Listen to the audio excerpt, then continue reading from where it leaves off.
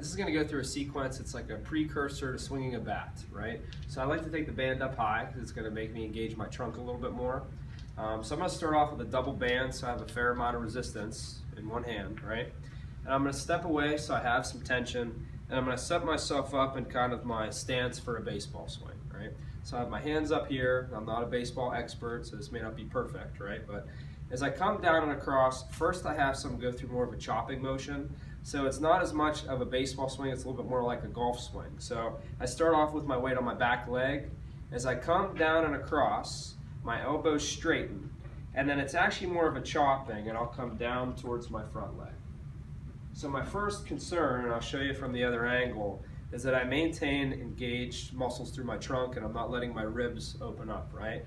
So as I start to initiate this motion and I'm here in my back swing or my stance, I start to come down and I try and get my shoulders and my trunk to turn at the same time as I extend my arms, and then I let myself transfer my weight to my front leg.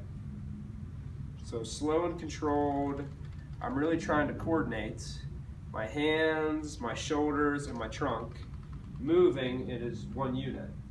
So just so you can see from the other side.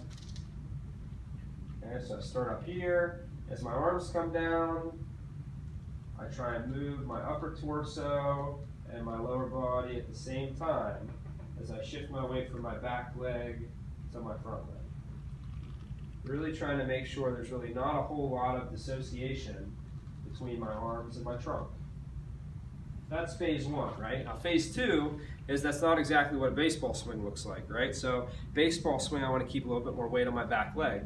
So now as I come through, my arms come down. Instead of shifting my weight forward, I straighten my arms out and then I let myself kind of smash the bug on my back leg, but I'm still coordinating my hands to move with my trunk. So I come down, my arms straighten out to where they get even with me here, and then instead of shifting through, I keep that tension in my stomach and I still smash the bug.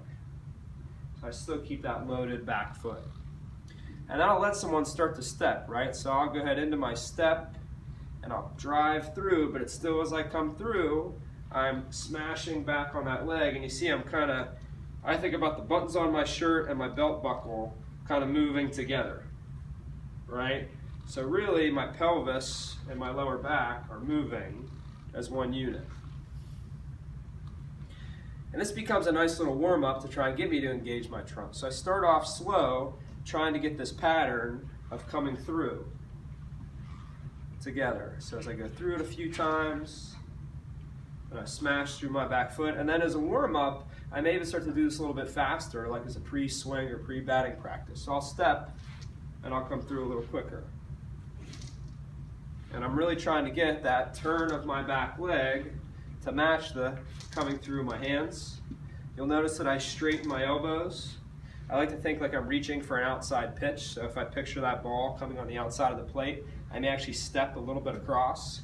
So there's a little bit more of me coming down through my trunk, as opposed to that tendency for me to want to cave and my pelvis to slide forward, right? Because this is really where a lot of our problems arise with back pain. So as I come through, I'll step.